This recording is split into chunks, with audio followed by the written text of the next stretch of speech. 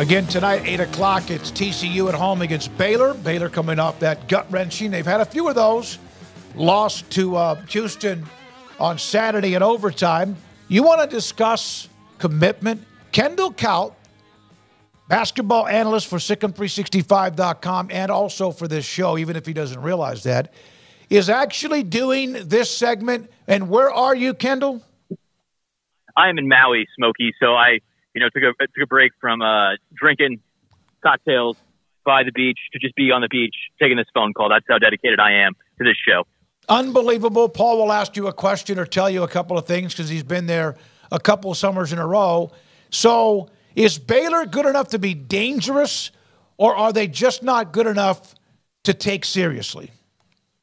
Smokey, they're good enough to be dangerous, but they're also good enough to be dangerous to themselves.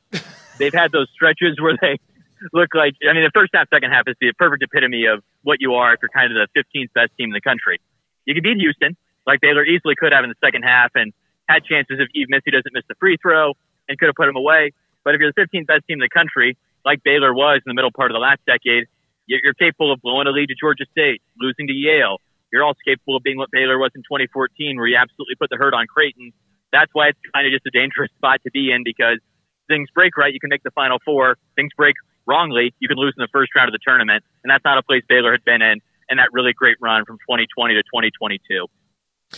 Kendall, they just, if you base the 2020 and 2022 as it's obviously as the peak time for this team, those teams were so smooth. Everything kind of went the way they wanted to go. This one, they kind of look like they're doing long form improv where, look, if you really hit the notes and they're funny, then great. But sometimes it's just not working. And I can't put my finger on as to why, other than they're not as much of defensive dogs as those other teams we used to be. Yeah, Paul, I definitely agree that this team's defense puts a huge ceiling on who Baylor can be.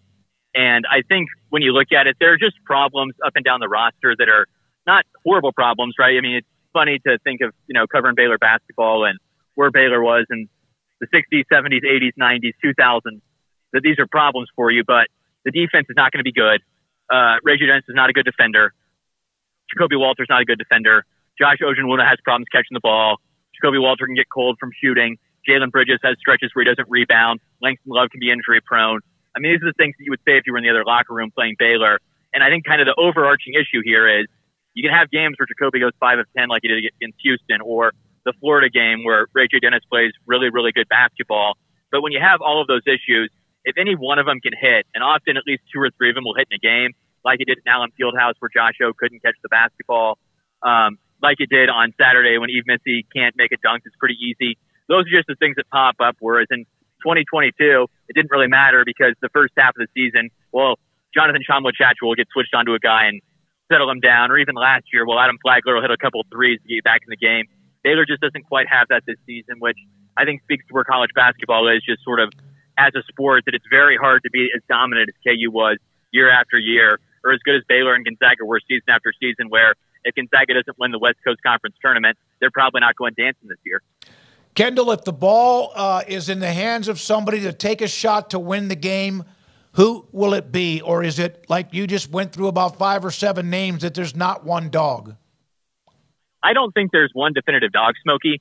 I think if you had to have one guy take a shot or get a shot, weirdly enough, from where he was in January, I feel most comfortable with Jayden Nunn having the ball because of his ability to get to the hoop, and he's been such a good three-point shooter lately. Your concern with Reggie Dennis is maybe he's had too many turnovers, but he's probably your best player on the block. So if you get one shot, you'd say Reggie Dennis on the block is probably Baylor's best look. But if you just had to ask one guy, go create, whether it's a 3 or get to the hoop, I'd say Jayden Nunn's the guy. If your season comes down to it, I'm not upset if he gets the final shot. Kendall, Eve Missy got really kind of thrown around by Juwan Roberts on Saturday. And look, he's going to be an NBA draft pick this year. We know that's probably coming.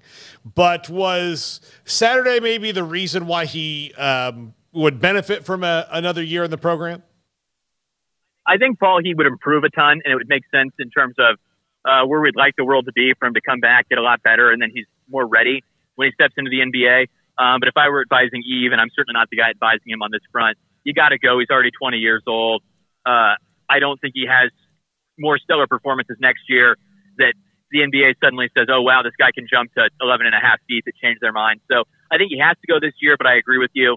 It would be nice if the NBA had a system like the NFL where guys stay for a couple of years so you know who in the heck you're rooting for in college basketball. I don't think that's very healthy for the sport. But, you know, we got our national guys who want to talk about court storming being the greatest evil that's enveloped America in the last 50 years instead of figuring out how we can get the transfer portal into a better spot, both for athletes, for payment for athletes, and for the general fan. So the court storming is something that to me is kind of fun. It is probably done a little bit more than it needs to be. How much of it do you feel like is just kids following other kids or they want to be on SportsCenter? I think that's what it is, Smokey. And you consider what kids were doing. If you look at kind of graphs nationally, what kids were doing 20 and 30 years ago is a lot more wild, right? I'd rather have somebody walk onto or storm the court at Wake Forest, and I'd rather have them, you know, underage drinking and driving. And you might be like, well, that's the same false choice that Jay Billis and others present. But from my perspective, you look at things on kind of safetyism. What's the benefit to doing something? What's the negative cost? We have one injury, maybe, to Kyle Popowski that happened in the Wake Forest game over 25, 50 years of court storming that's going on in major college basketball venues. We have maybe one injury that's occurred. So I think we got to step back and say there's almost no injury. The benefit is it's a very fun event. And so, look, I really respect Seth Davis, Jay Billis, Gary Parrish. I like all those guys from a distance. Some of them I have met a few times and talked to.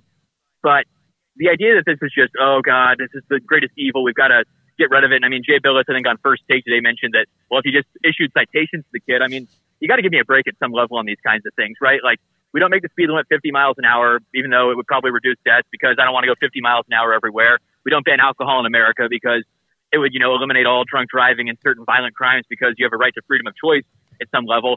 And so I just think the idea that court storming is some pressing evil issue because one guy got injured maybe one time is pretty goofy. And, you know, we sort of still have the relics of, well, there was a shoe bomber who got foiled in 2002, and you got to take your shoes off at the airport unless you pay for TSA pre-check.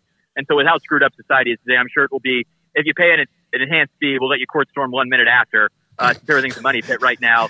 But this is just, I'm on my soapbox about this because I just think it's so stupid to get worked up about this for one maybe injury. Like, we got to calm down at some level about these kinds of things. Like, come to Maui, enjoy life. Don't get worried about the kids court storming. Kendall, Wake Forest has security guards. We're not really having this discussion. I mean, that was the issue, is Wake Forest didn't have security guards. That's what it was. Now, I think that you should pick your spots to court storm so it doesn't get overwrought. But, yeah, I'm with you. But when people underreact like Wake Forest did, that causes an overreaction, which is probably what we're going to have. It does, Paul. And you can get better security. You can try and say, you know, wait a minute, figure it all out. But if the options I had were just one out of every 1,000 court storms will be Wake Forest or ban them all, I would say, look, if 1 out of 1,000 court storms means that a 7-foot guy has to be ready for a 5'8" Wake Forest student to run at him, I'm sorry. If you let, you know, Louis C.K. used to have a comedy bit where he's like, I'm sorry, but, and in my case, I'm sorry if a 5'8" nerdy student at Wake Forest knocks you over. If you're a top 10 NBA draft pick, I don't have a lot of sympathy for you. Get a little bit better. Kendall, enjoy. When are you coming back? I will be back on Thursday, and then I'll be at the KU game on Saturday and the Texas game on Monday. All right, buddy. Good to see you. Good to talk to you. Enjoy. Very good, the commitment from the beach or somewhere near in Maui. And what a great segment. Funny one, too, kind of stand-up comedian type stuff, he and Paul. When we come back,